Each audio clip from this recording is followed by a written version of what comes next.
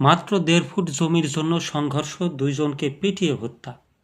মাত্র 1.5 ফুট জমি নিয়ে দীর্ঘদিনের বিরোধ এবার রক্তাক্ত সংঘর্ষে রূপ নিয়েছে।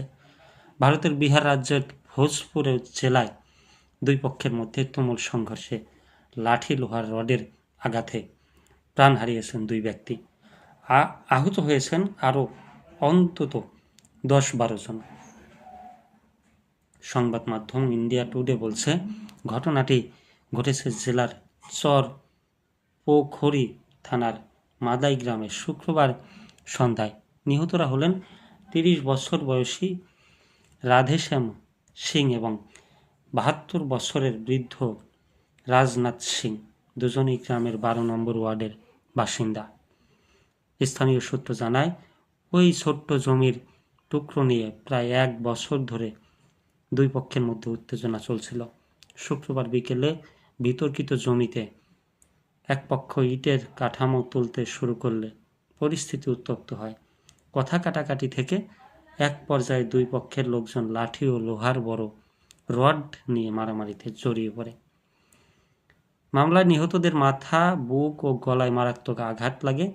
কয়েকজন নারীও আহত হয়েছেন বলে জানা গেছে। নিহত রাধেশ্যাম সিংয়ের পরিবার অভিযোগ করেছে, প্রতিপক্ষ দীর্ঘদিন ধরে তাদের হুমকি দিয়ে আসছিল। রাজনাথ সিংয়ের আত্মীয় জলন্ধর সিং বলেন, ওরা আমাদের বাড়িতে ঢুকে হামলা চালিয়েছে।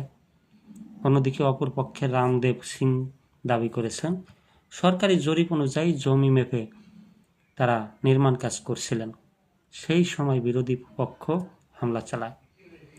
ঘটনার খবর পেয়ে পুলিশ দ্রুত ঘটনাস্থলে পৌঁছে মরদেহ উদ্ধার করে আরা সদর হাসপাতালে ময়নাতদন্তের জন্য পাঠায়। আহতদেরও প্রথমে চর পোখরি স্বাস্থ্যকেন্দ্রে এবং পরে আরায় নিয়ে চিকিৎসা দেওয়া হয়। নিহত রাধেশ্যাম সিং টাটার একটি রোলিং মিলে চাকরি করতেন। সম্প্রতি গ্রামে ফিরেছিলেন। তার স্ত্রী ও 2 ছোট সন্তান রয়েছে। রাজনাথ সিংয়ের পরিবারে রয়েছেন স্ত্রী ও এক ছেলে। ভোজপুরের পুলিশ সুপার জানিয়েছেন, পুরনো জমি সংক্রান্ত বিরোধ থেকেই এই সংঘর্ষের সূত্রপাত। দুই পক্ষের অভিযোগের ভিত্তিতে তদন্ত চলছে এবং পরিস্থিতি নিয়ন্ত্রণে এলাকায় অতিরিক্ত পুলিশ মোতায়েন করা হয়েছে।